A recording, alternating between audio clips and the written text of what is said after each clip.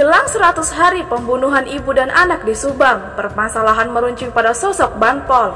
Namun sebelum kita lanjut, mohon klik tombol subscribe dulu ya, karena subscribe kalian adalah semangat kami dan channel ini makin berkembang. Kalau sudah, mari kita lanjut.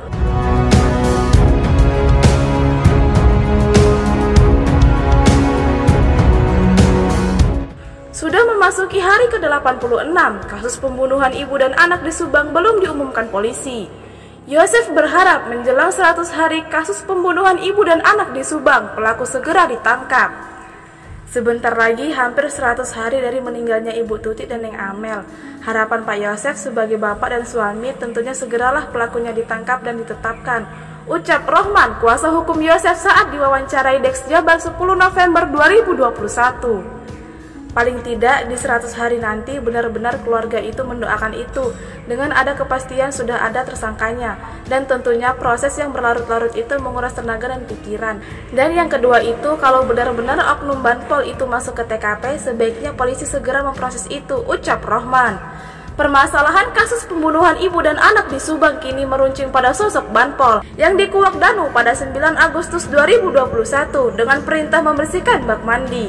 Ternyata saat kejadian itu, Danu bersama Yosef dan Mulyana juga masuk ke dalam TKP. Yosef dan adiknya, Mulyana, buka suara soal keberadaan mereka di TKP kasus pembunuhan ibu dan anak di Subang pada tanggal 19 Agustus 2021 untuk meluruskan keterangan Yoris seperti yang disampaikan kuasa hukum Yoris Ahmad Taufan.